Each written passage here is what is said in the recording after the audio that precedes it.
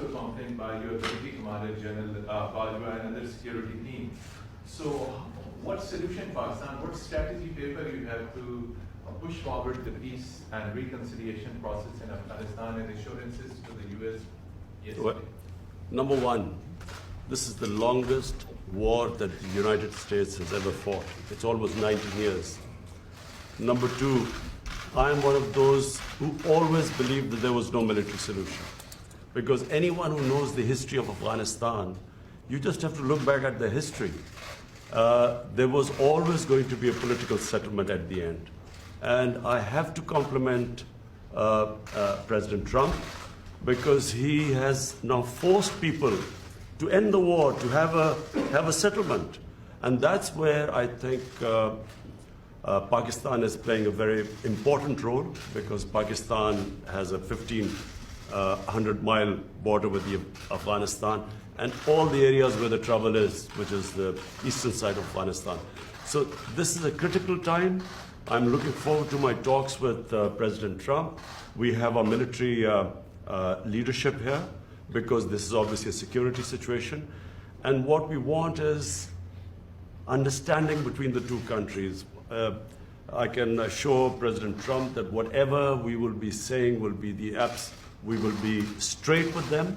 There will never be any question of any doubt on Pakistan's intent, because apart from Afghanistan, the country that wants peace in Afghanistan more than any other country is Pakistan, because we get directly affected by it. And Pakistan needs stability.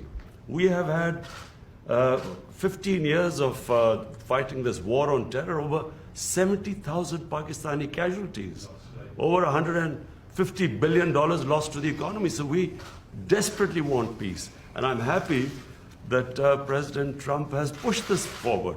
So we hope, I'm looking forward to these talks. Prime Minister, can you... Prime Minister, and apart from Afghanistan, there is another security threat in South Asia, and that is Kashmir dispute unresolved by the United Nations and even by the US, who voted in support of that resolution in the UN. Now, are you going to make any kind of submission and intervention of President Trump? And the same question to Mr. President Trump. Is he going to play any role in that? Okay, he's got it. I will have a question. I will be asking President Trump. It's the most powerful country in the world, the United States. It can play the most important role in bringing peace in the subcontinent. You know, there are over 1.25 billion people in the subcontinent. They are held hostage to the issue of Kashmir, and I feel that only the most powerful state, headed by President Trump, can bring the two countries together. From my point, I can tell you, we have tried our best. We've made all overtures to India to start dialogue, resolve our differences through dialogue. But unfortunately, we haven't made headways as yet. But I'm hoping that President Trump would push this process. So I was with Prime Minister Modi 2 weeks ago, and we talked about this subject. And he actually said, "Would you like to be a mediator or arbitrator?" I said, "Where?" He said, "Kashmir," because this has been going on for many, many years. I was surprised at how long it's been going on along. 70 years. I think they'd like to see it resolved, and I think you'd like to see it resolved. And if I can help, I would love to be a mediator.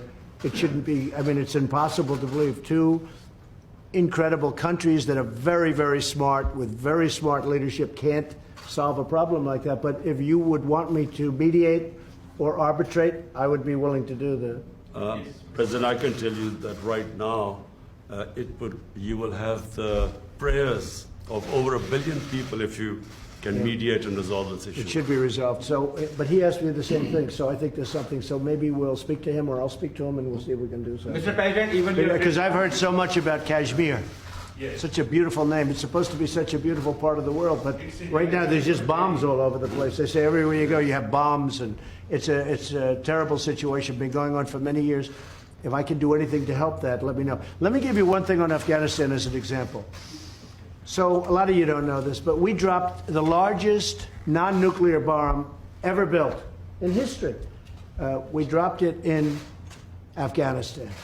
We were getting ready to make many of those bombs. This left a hole that was, it took out a lot of the tunnels and everything else, but it left a hole in the earth that looked like the moon. It looked like a crater from the moon, still there. It was, nobody's ever seen anything like it. People heard it 15 miles away. They said, what was that? It shook the earth. Non-nuclear, the largest ever made by far, and they were going to make many of them. And I said, no, we don't have to, I don't want to drop that. I don't want to do that. So many easy solutions. That's actually the easy solution. And they'd come in and they'd say, let's have peace, but you don't have to do that. I think we're going to be very successful without having to go that route. And I have tremendous confidence in the Prime Minister. All right, one or two more. Go ahead. Go ahead, please. Are you going to raise the issue of Turkish treaty with Ian and Waqar? And Ian, question to you regarding the freedom of the press in Pakistan. There are a lot of curbs on the freedom of press, on the media, on the journalists. Can you comment on that? Go ahead. Pakistan press, to call Pakistan press as if there are curbs on it. Pakistan has one of the freest presses in the world. All you have to do is, since I've been the Prime Minister in the last 10 months, I mean, the criticism I have received from my own press, unprecedented. So to say that there are curbs on Pakistan press is a joke. When you say unprecedented, it can't, wait a minute, wait. There's no way you're treated worse than I am. Mr. Prime Minister, you are fighting, Mr. Prime Minister. You're going to have to speak because I didn't hear your words. Yes, the question was, are you going to raise the issue of freedom or the release of Dr. Freedom of the press? Dr. Oh, yes. The doctor who helped... We will do that. We will talk. We're talking about hostages. We're talking about hostages being held in various places. I've had very good luck with hostages, with North Korea, with many places. They've treated us with respect, and I appreciate it. Made a big difference. We have 2 or 3 hostages that we're talking about. That's one of the gentlemen that we have heard about. And we will be discussing that with many other subjects. Yes, we will. And President Trump, just a minute, President Trump, we will be giving you good news about the 2 hostages in a while. Thank you. Mr. Prime Minister, you are fighting North Korea, sir.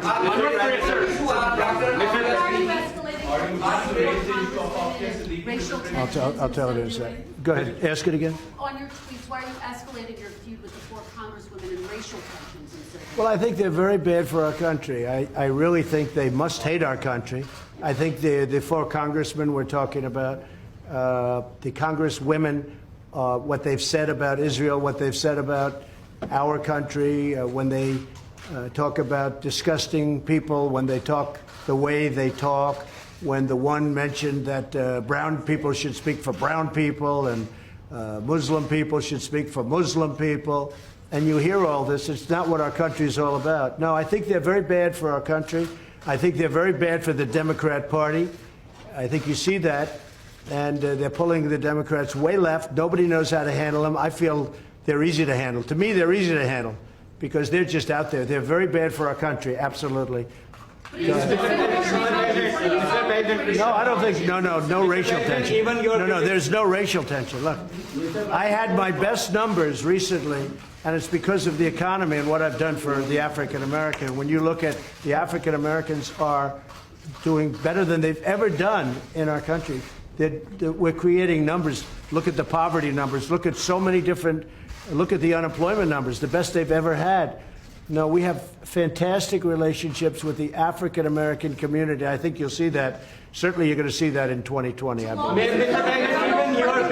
Even your critics say that you are going to win the 2020 elections, and you are obviously very confident about that. Same thing with Imran Khan. Sir, you are also having a big war against corruption in Pakistan. So can you just give us a little comment on that? Well, I think he's going to win, and I think what's going to happen, of course, he's got a little ways to wait. But I'll go over, I'm going to campaign for you. I'm going to help him with this campaign. Sir, can you, war against corruption, can you please comment on that? Ali Imran, representing Associated Press of Pakistan. Prime Minister Imran Khan has said that Pakistan is looking for trade and economic relationships and investment in Pakistan. Are you willing to do that? Yes. Because Many experts say that economic prosperity is the best antidote to extremism and militancy. I agree, and I think that's very true, and it's actually a very good question. The answer is yes. I see great trade with Pakistan, and I'm not talking about a little bit more. I'm talking about we could go 10 and even 20 times what we're doing right now. You know, Pakistan's a big country. It's actually a very big country, and they have tremendous product. They make great product. They make tremendous. I bought from Pakistan over the years when I was in the private sector. They make incredible product. They're brilliant people. They're hardworking people. I think we're going to have a fantastic trade relationship. I don't mean we'll increase it by 20%. I mean, I think we can quadruple it. I think you could go, I mean, literally, it sounds great. You could go 10 times more. You could go 20 times more. Because what we do right now is not much, and we should do a lot. So I think that's going to be, and I also do agree that that has so much to do with great peace. Having a great trading relationship has so much to do with peace and extremism in this case. I think it can have a, so I expect that we will, within a very short period of time, start having very significant trade with Pakistan. Sure, are there any working level talks with North Korea scheduled at this point since you met with Kim Jong-un? No, we just have a very good relationship, and probably they would like to meet, and we'll see what happens. There was a little correspondence recently, very positive correspondence with North Korea. Between you or Again, there's no nuclear testing, there's no missile testing, there's no nothing. I think we will, at a certain point, when they're ready, we'll be ready. Good question, Mr. President. Good question on India. One question, please. Go ahead. One question, please. Sayyidah from Naira, Pakistan. Will you raise the voice for Dr. Afia Siddiqui? Well, there'll be things discussed, so, you know, that would be for afterwards. We'll discuss things. We'll be discussing it. Mr. President, two questions. Pakistan, one of the provinces of Pakistan, Balochistan, where India is sending non-state actors to destabilize them, and the people from there are going to Europe and other places, and they're getting refuged, getting asylum in India, which is actually an indication that India is helping those non-state actors to infiltrate in Pakistan, and they created that. And one of the guys Pakistan is holding, which was the leading the network. So, do you think that the U.S. will be playing a role in stopping India to, I think I can very well. I have a very good relationship with Prime Minister Modi, and I think we're going to have a phenomenal relationship with the Prime Minister of Pakistan. I do think that it's a two-way street. You know, you say India's coming in and destabilizing Pakistan, but India's saying that Pakistan's coming in and destabilizing. So there's a lot of room right there where we could meet. I think we could meet. You had a question on Puerto Rico? Step down right now. One question. Did he step down? Oh, look, he's a terrible governor. I think you have an even worse mayor of San Juan. She's horrible. I think she's horrible. I watched her. My people did nothing but complain about her when we helped them with their hurricane problem. The mayor of San Juan, Puerto Rico, is a horror show. She's incompetent, grossly incompetent. At the same time, the governor's not good. So the United States Congress, you won't believe this. Please close your ears, because this would be, gave Puerto Rico $92 billion last year for hurricane relief. Now, they haven't gotten the money, all of it, but they've got a lot of it, but they're scheduled to get. The Congress of the United States handed them $92 billion. And that $92 billion is in the hands of incompetent people and very corrupt people. But the governor has done a terrible job, and the mayor of San Juan she's horrible. I think she's just terrible. She's so bad for her people. And I think the government of the United States, they have to be careful. I'm the best thing that ever happened to Puerto Rico, because we did a great job in Puerto Rico. They don't like to give me the credit for it, but we did a great job. I have many Puerto Rican friends. I have a real understanding of Puerto Rico. I've had jobs in Puerto Rico. I think the most successful, I owned the Miss Universe contest, the pageants, and we had them in Puerto Rico twice, and I'll tell you, we had tremendous successes. In fact, they said literally 100%, this never happens, almost, I think it was close to 100, but 100% of the island itself was watching. They liked those pageants. Now, I've had a great relationship with Puerto Rico. I'm the best thing that ever happened to Puerto Rico. But Congress has given them $92 billion. Pakistan would like some of that, right? 92, not 1.3, because Pakistan was getting 1.3. $92 billion, and the money is squandered and wasted and stolen. And I'll tell you what, the senators are not happy about it, and Congress is not happy about it, because you really do. You have incompetent, totally, grossly incompetent leadership at the top of Puerto Rico. The people of Puerto Rico are great. And the people of Puerto Rico like me, and they should, because nobody's given them what I give them. But the leadership is corrupt and incompetent. Thank you very much, everybody. Thank you very much.